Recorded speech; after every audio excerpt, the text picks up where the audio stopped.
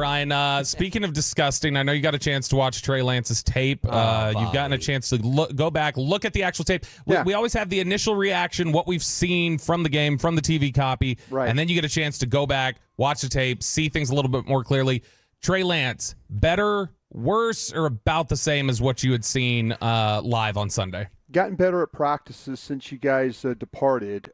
In the game the other day, missed some opportunities where his accuracy wasn't very good. He made his receivers have to work several times to get the football.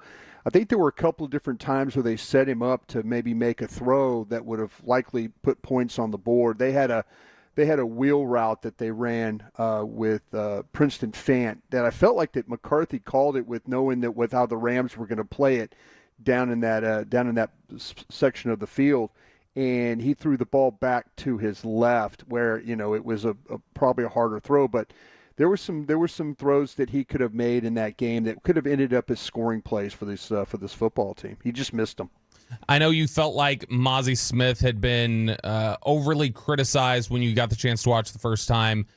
Getting into the tape, watching the tape a little bit, improvement, looking a little more solid. I know it looked like that third drive he was winded. Yeah, playing with his hands. It's unfortunate that the screenplay that he made, he plays off the block of Linder, the center, and does a really nice job of extending his hands, which is something that they coach him all the time. It's hands Mazi, not outside, inside Mazi, inside hands Mazi. And so his hands were much better. His extension was much better. He controls the center, and then he reads the screen, and he gets over and makes the play. And then the very next play, he does absolutely nothing. It's like he took a play off. It's like, oh, well, hey, I made a play, so now I get to take a play off. And what they need him to be is the player that played the screen. They need him to be the player that fires his hands inside and controls the blocker and plays square. And those are the things that I think that, that Mazi's capable of doing. We talk about him every day in a way of there are flashes of plays that he makes. And, I've always been taught a flash player is not a great player. And so, that's the problem. And they need more consistency from him. He's capable of making plays. He's capable of learning.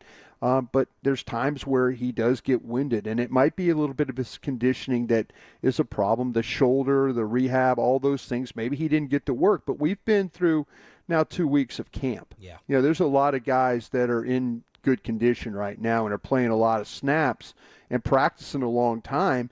And not looking, not taking plays off. And that's the unfortunate thing with Mazi. Every time you see the 2 or 3 really good things, there's probably another 1 or 2 other things where you're going, man, if he could just find a way not to play this way, he'll be a much better player. You kind of answered it, but I was going to ask, how often does that light stay on? Because I saw some of that in Oxnard where I'm like, did he just give up right there? Is he half-assed? Yeah, it's unfortunate. Yeah, it really is. It's unfortunate because he made a really good play of controlling the center and getting over on the screen, and you're like, you're saying that now that's what you need your one technique to do, to extend, play with power, throw that blocker aside, and then get over and make a play. And then the very next play, I could clip it for you guys and show it to you, where he acts like that, okay, made a tackle. Now I get to take a little break. No, I mean, hey, you're still fighting to get off the field. And, when he plays those 4 or 5 plays in a row, he needs to be good on 3 or 4 of those plays. He just can't be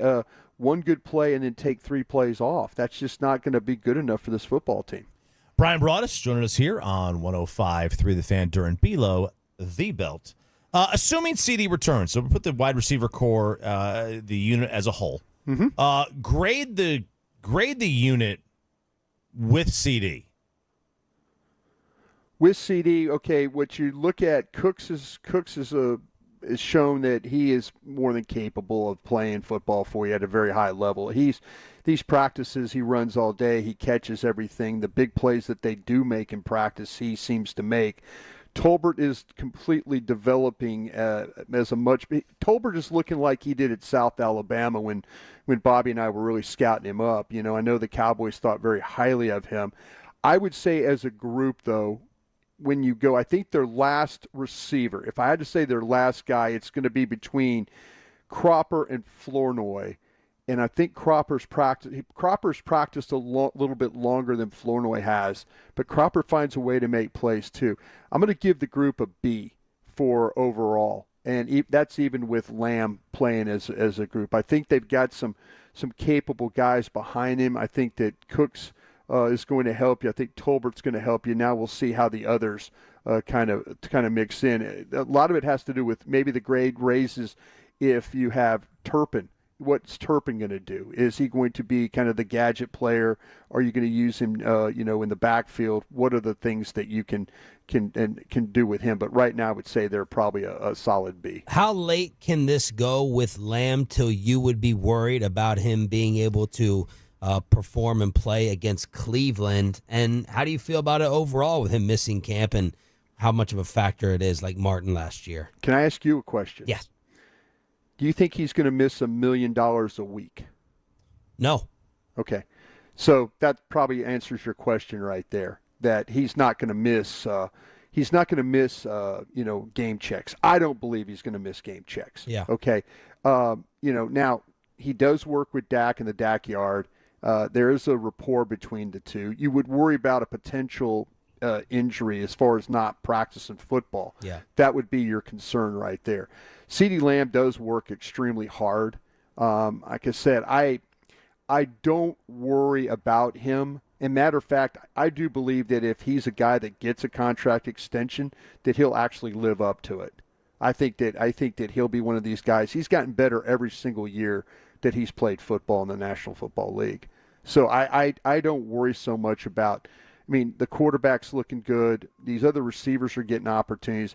I think that CD, once that he signs that contract, I think that they'll find he'll fit in right very easily, and I think they'll get back to where they were, after last season.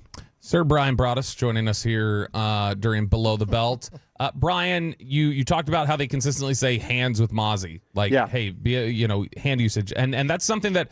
When you talk to coaches and scouts across the league, they'll say that's one area where a lot of times defensive linemen are deficient when they first come out, that they don't know how to use their hands a lot of times. With that in mind, how impressed were you with what you saw on tape from Marshawn Kneeland and how it seems like he's pretty advanced in terms of how to use his hands and ready to play NFL snaps right away? Yeah, and, when you watch Kneeland play, you're right. There's power in the way that he plays. There's way he uses his hands, the way that he extends. His pass rush stuff has got to get better. It has got to get better. And, and there's been, and for the most part, when he came out of, Western Michigan, that was the biggest question mark. There were times in that game the other day where he got caught up running down the middle of a blocker.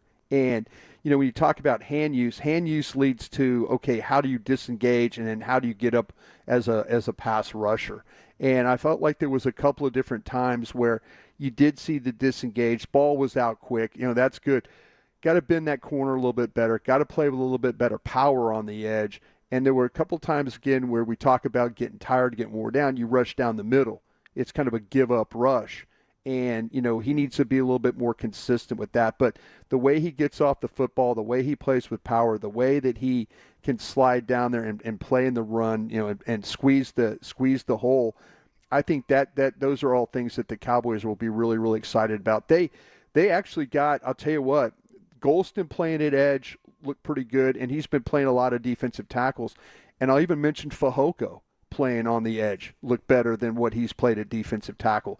They've got to kind of figure out, though, the backup and the rotation on the edge, and how is that going to work? Are they going to go find somebody to play inside? That's what I think they went out and got this Huggins for, and he didn't play very well. I felt like that they were going to use him as the 3 technique, and then that would allow them to use Fehoko and potentially Golston as an edge. But they're kind of trying to hunt that right now. And matter of fact, like I said, those two guys, Golston and Fehoko, look better playing edge than they had been playing defensive tackle. You're the best, man. Thank you. Appreciate it. Thank you, guys.